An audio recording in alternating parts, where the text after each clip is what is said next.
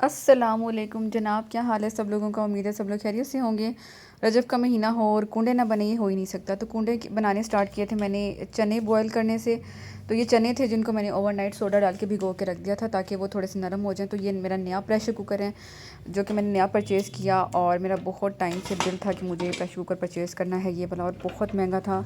Finally मैंने ले ही लिया और मैंने पहली डिश जो इस पर बनाई थी वो मैंने न्याज के लिए बनाई है। तो ये जब मैंने इसको खोला तो इसके अंदर से ये इसका वेट निकला, सीटी थी और ये कुछ पेपर्स थे, इसके कार्ड्स।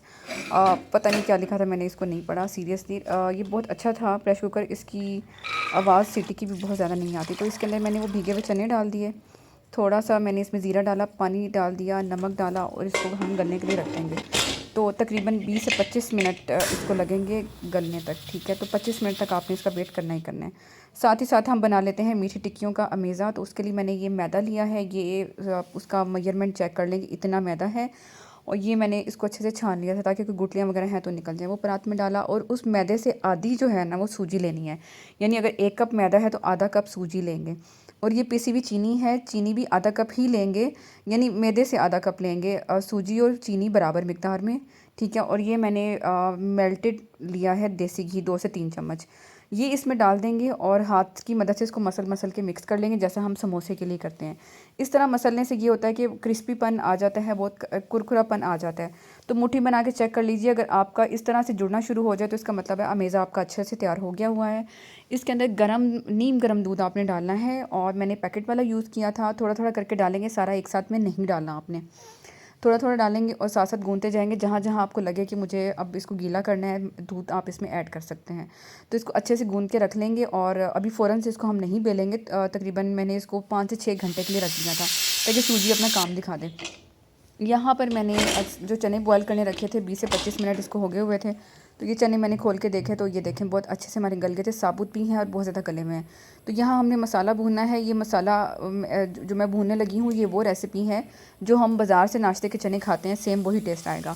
ऑलिव ऑयल में सारा काम हुआ है हमारा। ये ऑलिव ऑयल डाला, लहसुन अदरक का पेस्ट डाल के उसको भून लेंगे। और ये एक बड़ी इलायची आपने डालनी है कौरमे वाली, ठीक है। उसको डालेंगे और लहसुन अदरक को आपने अच्छे से भून लेना है ताकि इसकी कच्चेपन की खुशबू चली जाए। और ये मेरा चने का मैजिक मसाला है। और अगर आपको मैजिक मसाले की रेसिपी चाहिए तो आप मुझे कमेंट सेक्शन में बता सकते हैं कि, और फिर मैं आपको अगली वीडियो में बना के बता दूँगी। पानी डालेंगे ताकि मसाला हमारे जले नहीं, पानी डालना है। और हमने इसी मसाले के अंदर अपनी चने बनाने हैं। और असल जो टेस्ट आता है ना इसका हल्दी डालने से आता है। यहाँ पर हमने डाली हल्दी, हल्दी थोड़ी ज़्यादा रहेगी। हल्दी डाल के इसे कुक करेंगे और साथ ही साथ मिक्स करते हुए जाएंगे। थोड़ा सा पानी इसमें और डालेंगे। तो यहाँ मैंने पानी डाल चुकी हुई थी। और कनौर की या कोई भी चिकन की क्यूब्स आप यूज़ कर सकते हैं। तो जितनी ज़्यादा क्यूब्स होंगी उतना अच्छा टेस्ट आएगा। तो मैंने चनों की मिकदार के मुताबिक सिर्फ 1 क्यूब डाली थी। और वो चने पानी समेत आपने इसमें डाल देने हैं। और जो पानी था उसकी जो कंसिस्टेंसी थी बिल्कुल यखनी की तरह की आ रही थी। ये डाल के आपने इसको अच्छे से मिक्स करना है और अच्छे तरीके से आपने खूब पकाना है इसको। प्रेशर कुकर को हंगाल के मैंने और पानी डाला, इसको ढक्कन कवर करके रख देंगे और गड़गड़ाएंगे। अब साथ ही साथ मुझे बनानी थी खीर, क्योंकि न्याज में खीर लाजमी है। तो खीर के लिए मैंने 1 लीटर जो है वो होल मिल्क लिया है, फुल क्रीम मिल्क आपने लेना है। उसको हमने डाला एक पैन के अंदर, आप किसी भी पतीली में यूज़ कर सकते हैं। मेरे पास फ़िलहाल यही थी। दूध को करेंगे गर्म, इसको बॉयल आ जाएगा। बॉयल आने के बाद आपने इसको हिलाना जुलाना है ताकि जो मलाई अगर बन गई है तो वो अच्छे तरीके से मिक्स हो जाए। इसके बाद हमने डालना है खीर मिक्स। और ये खीर मिक्स भी मैंने ख़ुद घर पे बनाया है। अगर इसकी भी रेसिपी आपको दरकार है और आप बना के रखना चाहते हैं फ्यूचर के लिए तो कमेंट सेक्शन में बता दीजिएगा, मैं आपको इसकी रेसिपी भी अलग से बनाना बता दूँगी। तो ये बहुत कन्वीनियंट रहता है और झटपट हमारी खीर तैयार हो जाती है। इसको मिक्स करते रहेंगे और ताकि गुठलियाँ ना बनने पाएँ। लेकिन मेरे से गलती यहाँ पर ये हुई थी कि मैं इसको ढक्कन रख के भूल गई थी। तो क्योंकि मुझे मल्टीपल डिशेज़ बनानी थी, रात को 10 बजे गैस चली जाती है, उससे पहले पहले मुझे सारा काम करना था। ये चने मैंने देख लिए बॉयल हो रहे थे, अच्छे से पक रहे थे। साथ ही साथ मैंने खीर को देखा। खीर को आपने हिलाना है ताकि ऊपर एक मोटी लेयर ना बन जाए, ना ही ये नीचे जमने पाए। थोड़ा सा नीचे लगा था लेकिन वो मेरा कवर अप हो गया था, थैंक गॉड। तो वो जला नहीं था, अल्हम्दुलिल्लाह मैंने टाइमली उसको कर लिया था। साइडों से किनारे भी इसके साफ़ करते हुए जाएंगे ताकि किनारे पे लग लग के हमारा वेस्ट ना हो जाए। तो यहाँ पर इसको बराबर आपने चम्मच हिलाना है। कुछ देर के लिए आपको ये मेहनत करनी ही पड़ेगी, चम्मच चलाए बगैर आपका काम नहीं होने वाला, ठीक है। तो खीर या दूध की बनी हुई जो चीज़ें होती हैं थोड़ी सी एक अलग से मेहनत उनको दरकार होती है। तो यहाँ पे खीर हमारी गाढ़ी होना शुरू हो गई थी। तो आपने इसको चेक कर लेना, ये देखें ये बिल्कुल थिक और गाढ़ी हो गई है। ये इसकी बेहतरीन कंसिस्टेंसी थी। अगर इससे ज़्यादा आप करेंगे तो वह बहुत अजीब सी वो एक थिक सी पुडिंग टाइप चीज़ बन जाएगी। तो हमने इसको ठंडा करना है और ठंडा करने के बाद ये बिल्कुल एक्यूरेट फॉर्म में आ जाएगी। इसको चूल्हे से उतार लेंगे और उस चूल्हे पे मैंने रखा प्रेशर कुकर। अब मुझे बनाने हैं चिकन के रेशेदार कबाब। इसमें मैंने 100 से 150 ग्राम के करीब दाल डाली, जो कि मैंने रात को भिगो के रखी थी। होल चिकन डालेंगे हड्डियों के साथ, उसमें ये सब्जियां डालेंगे, टमाटर है, लहसुन, अदरक और प्याज है। और मसाले में, सूखे मसाले में जाएगा सूखा धनिया है और ज़ीरा है, इसको जीरा भी बोलते हैं। तो पानी डालेंगे, थोड़ी सी हल्दी डालेंगे, लेकिन इस हल्दी की वजह से मेरे प्रेशर कुकर पर ना दाग लग गया है। साथ ही हमने नमक डाला। नमक आप कम रखें क्योंकि बाद में आप ज़्यादा डालने की ऑप्शन होती है। प्रेशर कुकर बंद करेंगे, ढक्कन रखेंगे। इसको पूरे 10 मिनट तक मैंने कुक होने दिया नॉन स्टॉप। तो साथ ही साथ मैं खीर को देखती जा रही थी, खीर को चम्मच चला चला के, ताकि जब खीर ठंडी हो रही होती है ना, इसके ऊपर एक मोटी सी पपड़ी जम जाती है, तो वो पपड़ी हमने नहीं जमने देनी। तो खीर अल्हम्दुलिल्लाह ठंडी हो रही थी। साथ ही साथ मैंने जो मीठी टिक्कियों का मेज़ा बना के रखा था दिन में, उसको मैंने इस मैट के ऊपर बिछाया। ये रोलिंग मैट है। इसको आप छुरी से अपनी मर्ज़ी के पीसेस में काट सकते हैं। मैंने 3 पीस में काटा था। काटने के बाद 3 पेड़े बना लेंगे गोल गोल गोल, क्योंकि हमने इनको बेलना है रोटी की तरह से। तो ये थोड़ा सा चिपकू होता है, थोड़ा ध्यान से आपने इसको करना है। और अगर आपको लगे कि हाथों पे चिपक रहा है तो हाँ, आप तेल लगा सकते हैं हाथ के ऊपर, या फिर सूखा मैदा भी छिड़क सकते हैं। तो मैंने सूखे मैदे से काम चला लिया था, क्योंकि मैं तेल बहुत कम यूज़ करती हूँ, जैसा कि आप सब लोगों को पता है। तो यहाँ पे पेड़े बन गए 3 हमारे, और जितना मटेरियल हो आप उसके मुताबिक पेड़े बना सकते हैं। इसको मैंने नीचे बिछा लिया था सूखा मैदा। तो यहाँ पे मेरी वीडियो पता नहीं कैसे वर्टिकल हो नहीं, वर्टिकल नहीं, सॉरी नहीं, हॉरिजॉन्टल नहीं, वर्टिकल हो गई थी, और मुझे नहीं पता चलता ये वर्टिकल कैसे हो जाती है। तो मुझे इस मनहूस वीडियो को फिर सही करने में बहुत टाइम लगा। बेलने के बाद आपने गिलास लेना है, उस गिलास से या कोई भी बर्तन को ढक्कन ले सकते हैं, उसकी मदद से आपने दबा के अच्छे तरीके से एक ही साइज़ की अपनी गोल गोल टिक्कियाँ जो है काट लेनी है। तो मुझे ये स्टेप बहुत अच्छा लगा था और मुझे बहुत मज़ा आया ये सब करने में, क्योंकि पिछली बार मेरे से इतनी अच्छी नहीं बनी थी। इस दफ़ा मुझसे बहुत अच्छी बनी थी और मैंने इसकी अच्छे तरीके से रेसिपी लर्न कर ली थी। सारी चीज़ों की अगर आप क्वांटिटी सही रखेंगे ना, जो मिकदार मैंने आपको बताई है उस मिकदार के मुताबिक आप रखेंगे, तो कभी भी आपका ये मेज़ा ख़राब नहीं होगा। तो ये पहले रोल में मेरी 3 बनी थी, फिर दोबारा मैंने दूसरा पेड़ा बेल लिया। जो अभी बचा था हमारा मटेरियल, उसको मैंने दोबारा रोल अप कर लिया था। तो अभी इसी तरह गिलास रख के हम शेप्स काटते जाएंगे, और शेप काटने के बाद हम आराम से उन टिक्कियों को जो है ना, आपने फ़ौरन से नहीं करना। ये देखें, ये इसकी मोटाई है ना, इतनी होनी चाहिए। अगर आप ज़्यादा मोटाई रखना चाहते हैं तो आपकी मर्ज़ी है, अदरवाइज़ इतनी मोटाई ठीक थी। तो आपने करना ये है कि फ़ौरन से ना इनको तलना नहीं होता है, थोड़ी देर के लिए रखें, फ्रिज में रख दें, स्टे करें तो ज़्यादा बेटर टेस्ट आता है इनका। तो ये रख लिया इस तरह। जो मटेरियल एंड में ये जो इसके रेमिनेंट्स बचते जा रहे थे, फिर मैं इनको रोल कर करके करती जा रही थी दोबारा से। तो अच्छा, एंड में मज़े की बात ये हुई कि एंड में जो हमारा बचा था ना ये मटेरियल सारा, तो वो बिल्कुल एग्जैक्टली उतना था जितना हमें एक टिकिया बनाने के लिए रिक्वायर्ड होता है। तो यहाँ पर मैंने इसकी बीच में से एक निकाल ली, और जो एंड में किनारे बच गए थे ना, उससे पूरा हमारा एक टिकिया का पूरा बन गया था। तो ये इस दफ़ा शुक्र अल्हम्दुलिल्लाह कोई चीज़ ज़ाया नहीं हुई है, ये एक्यूरेटली सब कुछ बन गया। तो यहाँ पे मैं टिक्कियों को साइड पे रखती जा रही थी। ये लास्ट वाली थी, इसको ज़रा कम बेलेंगे ताकि ज़्यादा ही पतली ना हो जाए। तो अच्छा, आपने करना ये है कि ये बेल के आप फ्रिज में भी रख सकते हैं, 2-3 दिन के लिए आपके सही रहेंगे। तो लेकिन मैंने रात को बेल के रख ली थी और सुबह मैंने इनको फ्राई कर लिया था। इस तरह प्लेट में अलग अलग करके रखना है, एक दूसरे के ऊपर स्टैक नहीं करना आपने। एक दूसरे के ऊपर स्टैक करेंगे तो चिपकने के खदशा होता है। मेरी चिपक गई थी, फिर मुझे बड़ी मुश्किल से हटा के मैंने फिर इनको अलग अलग किया। तो इनको मैंने फ्रिज में रख दिया कवर करके। यहाँ पर मेरे चने हो चुके हुए थे तैयार, और चने का जायका और टेस्ट बिल्कुल वैसा था जैसा हम सुबह लाइन में लग के नाश्ते लेके आते हैं ना चने, ये बिल्कुल वही था। और देखा इसकी कितनी सादा रेसिपी है, और हम बाज़ार से कितने महंगे दामों ख़रीद के ला रहे होते हैं, वो भी गंदे तेल में बने हुए। तो दूसरी साइड पे मेरे जो कबाब का अमेज़ा था वो हो गया तैयार। टमाटर के छिलके हटा देंगे, पानी इसमें थोड़ा सा था, तो आपने इसको डोई से या चम्मच से मिक्स कर लेना है, और पानी को हम खुश करेंगे, साथ साथ इसको मैश करते जाएं। तो क्योंकि बोटियां जो है ना, हमने बहुत मरीदा नहीं बनाना, हमें रेशेदार कबाब चाहिए जो कि जुड़े जुड़े हों। तो वो पानी सूखने के लिए रख दिया था। उसके बाद मैंने हरा मसाला लिया, इसमें मेरे पास सब्ज़ धनिया था, पुदीना था, मिर्चें थी, इनको मैं पीस लूँगी। वो पीस गया। कबाब का मेज़ा ठंडा हो रहा था, तब तक मैंने खीर को सर्व कर लिया। खीर को बर्तनों में डाल लिया, और छोटा जो बर्तन था वो मैंने न्याज में रखना था। और ये मेरे पास चांदी के वर्क थे। और आपने एक बात याद रखनी है कि चांदी का वर्क कभी भी गर्म चीज़ के ऊपर नहीं लगाना आपने। अगर गर्म पे लगाएंगे तो वो येलो गोल्डन सा हो जाएगा, और वो बिल्कुल उसकी सारी खूबसूरती चली जाएगी। तो अच्छे से जब चीज़ रूम टेम्परेचर के ऊपर आ जाए तो फिर आपने इसके ऊपर लगाना है। ये मैं आपको परतें खोल खोल के दिखा रही हूँ कि इस तरह ये एक दूसरे के ऊपर पड़े होते हैं, तो आपने इस तरह एक एक पेपर उठा उठा के ध्यान से लगाना है। तो ये जो छोटी कोली थी प्याली, इसके अंदर ये इसका साइज़ छोटा था, तो फिर मैं ये पूरा नहीं लगाना चाह रही थी इसके ऊपर। तो अगर आप इसको 2 हिस्सों में तकसीम करना चाहते हैं तो आपने हाथ से नहीं करना, वरना सारा चुड़ल मुड़ल हो जाएगा।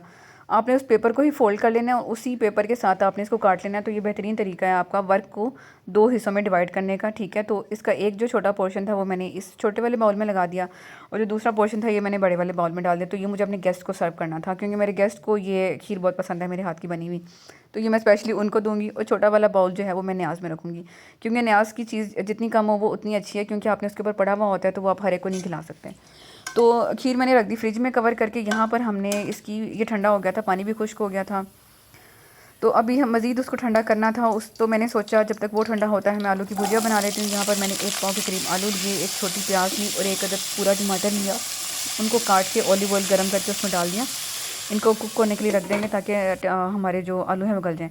यहाँ पर मैंने बोनलेस कर लिया था अपने कबाब के मसाले को और सारी बोन्स निकाल ली। ये हरा मसाला हमारा चॉप हो गया हुआ था, इसके अंदर हम डाल देंगे और डाल के हमने इसको अच्छे तरीके से कर लेना है, चॉप कर लेना है, यानी कि मिक्स कर लेना है, ठीक है। तो यहाँ पर देखेंगे चॉप हो गया था, कितना अच्छा लुक दे रहा है ये।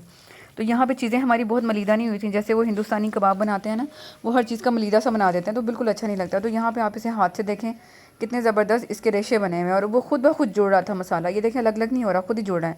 तो यहाँ कलर देने के लिए मैंने डाली कश्मीरी लाल मिर्च, गरम मसाला डाला। चलो अब ये चीज़ें बेचने वाले इस टाइम आ गए जब मैं वॉइस ओवर कर रही हूँ। और दड़ा मिर्च आपने इसमें डाल देनी है और अच्छे से मिक्स करना है। नमक आपको कम लगे तो आप नमक डाल सकते हैं। और हाथ से मैं मिक्स करती जा रही थी। यहाँ पर अगर आपको कोई हड्डी या कोई चीज़ ऐसी मिलती है तो आप निकाल के उसको बाहर फेंक सकते हैं। तो कबाबों को हम शेप अप कर लेंगे और मैंने हाथों को कुछ भी नहीं लगाया हुआ और देखिए मेरे हाथों को चिपक भी नहीं रहे हैं। तो यहाँ पे रात का बहुत ज़्यादा टाइम हो चुका हुआ था। इस तरह की शेप आप अपनी मर्ज़ी से छोटे बड़े मोटे गोल जिस तरह भी आपको चाहिए आप कर सकते हैं। तो मैंने इस शेप के और इस साइज़ के बनाए थे। जी जनाब, तो यहाँ पर मैंने सारे कबाब शेप अप कर लिए थे एक-एक करके।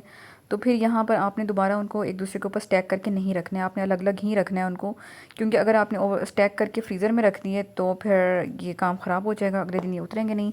खैर मैंने अभी सिर्फ दिखाने के लिए आपको एक ही प्लेट में रखा था, बाद में मैंने इनको अलग-अलग करके तो फ्रीज़र में रख दिया था, क्योंकि मुझे सारे एक ही दिन पे नहीं करने थे, मतलब एक ही टाइम पे मैंने फ्राई नहीं करना था।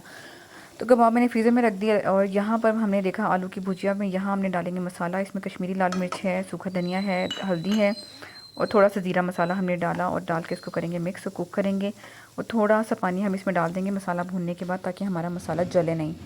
तो यहाँ पर हम करेंगे मिक्स, मसाला डाल के हमने पानी डाला। अब इसको अच्छे से करेंगे कुक। और मेरे पास पाउडर लाल मिर्चें ख़त्म थी तो मैंने कुटी हुई लाल मिर्चें इसमें डाल दी, उससे बहुत अच्छा फ्लेवर आया था, बहुत अच्छा टेस्ट आया था। वैसे कुटी हुई लाल मिर्चें जो पिसी हुई होती हैं ना, पाउडर, वो ना यूज़ करें तो बेहतर है। तो ये यहाँ पर कुक हो गया हुआ था सारा। तो ये हमारा फाइनल डन हो गया था। इसको मैंने डाल लिया प्लेट में, सर्व कर लिया और इसी प्लेट में फिर मैंने इसको ओवन करके तो यूज़ किया था।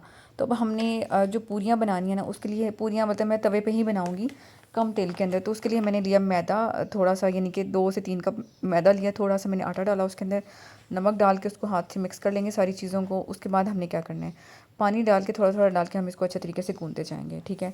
तो ये मेरे साथ एक बेचारा काला कीड़ा जाग रहा था, पूरी रात मेरे साथ जागता रह गया। तो इसको हमने मिक्स कर लेना है, अच्छे से गूँध लेना है, जिस तरह हम आटा गूँधते हैं। बहुत ज़्यादा सख्त भी नहीं करना, बहुत ज़्यादा नरम भी नहीं करना। तो कोई एक्स्ट्रा तेल घी वगैरह मैं बहुत कम यूज़ करती हूँ, तो इसके अंदर भी मैंने यूज़ नहीं किया। तो मैं बहुत थक चुकी थी, मेरे से सही से नहीं गूँध रहा था, तो फिर मैंने इसी से काम चला लिया, कवर करके रख दिया ओवरनाइट। तो ये सुबह की बात है। अगले दिन सुबह को फिर मैंने अपनी जो मीठी टिक्कियाँ थी ना, वो मैंने फ्राई करनी थी। मीठी टिक्कियाँ मैं आपको ट्रिक बताती हूँ कि आपने जब भी उसे फ्राई करना है तो ठंडे तेल में डालना है। गरम तेल में आप डालेंगे, अमूमन हम फ्राई करते हैं गरम तेल के अंदर हर चीज़, तो अपने गरम तेल में नहीं डालना, ठंडे तेल में डालना है। और इस तरह से वो नीचे बैठ जाएंगी जाके। और ये सारा काम मैं ऑलिव ऑयल में कर रही हूँ। सारा का सारा जैतून का तेल है, एक्स्ट्रा वर्जिन ऑलिव ऑयल, ठीक है। टिक्कियों को हमने अच्छे से इसके अंदर तेल में डुबो लेना है, ठीक है। और आपने इसको पलटना नहीं है, इसको छेड़ना बिल्कुल नहीं है। ये देखिए आहिस्ता आहिस्ता जब उसका गर्म होना शुरू होगा। तो ये शामी कबाब थे जो मैंने रात को फ्रीज़र में रखे थे, ये जम चुके हैं प्लेट के साथ, बहुत हार्ड हो चुके हैं। इनको मैंने करना है फ्राई। तो यहाँ मैंने ऑलिव ऑयल लिया इसके अंदर, सॉरी फ्राइंग पैन के अंदर। ऑलिव ऑयल लेने के बाद हमने 2-2 करके कबाब फ्राई कर लिए। और ये टिक्कियाँ देखेंगे हमारी अच्छे से मीठी टिक्कियाँ हो रही थी फ्राई। तेल को हिला जुला के इसके ऊपर इसको डोबा दिलवा लेंगे, यानी कि इसको डिबो लेंगे उसके अंदर अच्छे तरीके से। तो इस ये देखें यहाँ पे ना इसका ये होता है कि अगर आप इसे ये छेड़ेंगे ना इस स्टेज पर, ये साइडों से टूटना शुरू हो जाएंगी। ये देखें यहाँ से मैंने इसको छेड़ने के लिए आपको दिखाने के लिए छेड़ा था, तो ये टूटेगी। तो वो हल्की हल्की आंच पे आपने उसे फ्राई होने के लिए रख देना। यहाँ पर हम पूड़ियाँ बेल लेंगे।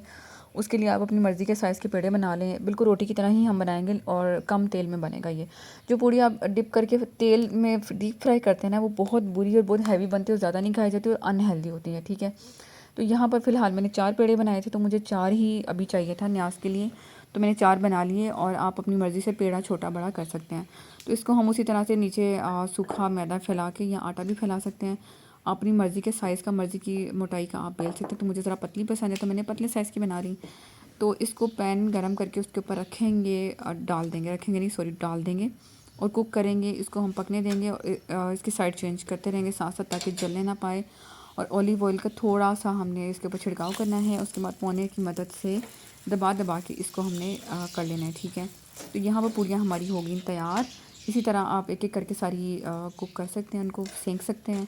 तो जो यही देखिए, ये वही चीज़ अगर आप इसे डीप फ्राई करेंगे तो वो बहुत हैवी हो जाएगी, दिल पे जाके लगेगी सीधा, और वो इतना मतलब अजीब सा हो जाता है।